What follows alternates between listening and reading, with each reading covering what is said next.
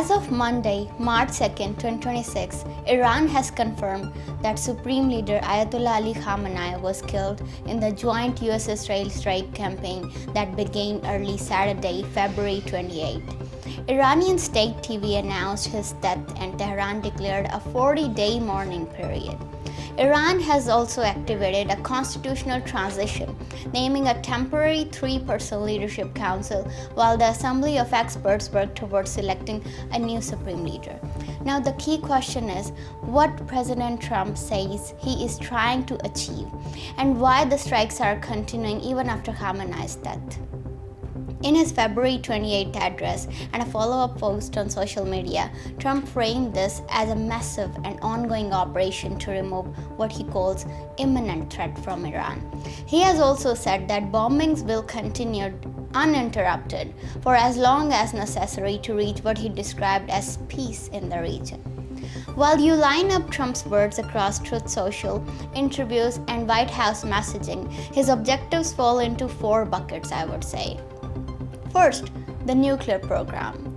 Trump says the goal is to ensure that Iran can never have a nuclear weapon, and the White House has described the campaign as aimed at ending Iran's nuclear threat.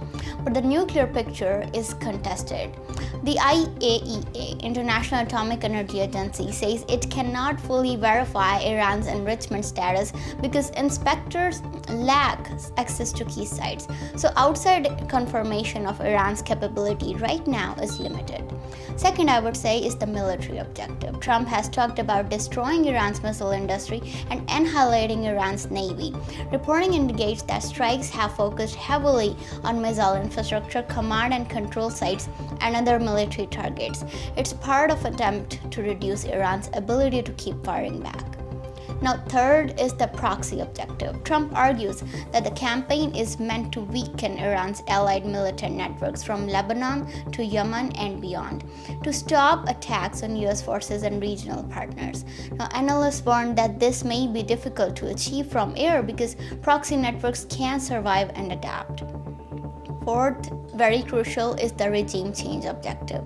This is most controversial because in his February 28th address, US President urged Iranians by saying, and I quote, "Take over your government." Once the operation is finished, and the White House own language has emphasized crushing the Iranian regime, not just focusing on narrower military setback. So why does Khamenei's death and the campaign are important? Because the administration is framing that the war was never about removing one person. Airstrikes can kill leaders, but they do not automatically change the system underneath. Now, analysts have warned that even with Khamenei gone, power could consolidate in other hardline centers, especially with the Revolutionary Guards.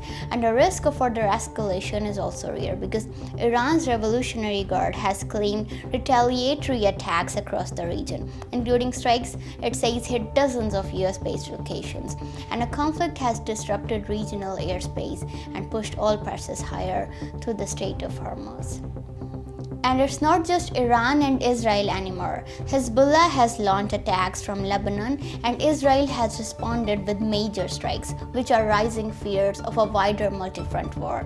And protests have also flared in Pakistan, including deadly violence we have seen at the US consulate in Karachi. It shows how quickly this crisis is spreading. So, stated aims of US are nuclear, military proxy, political, and campaign.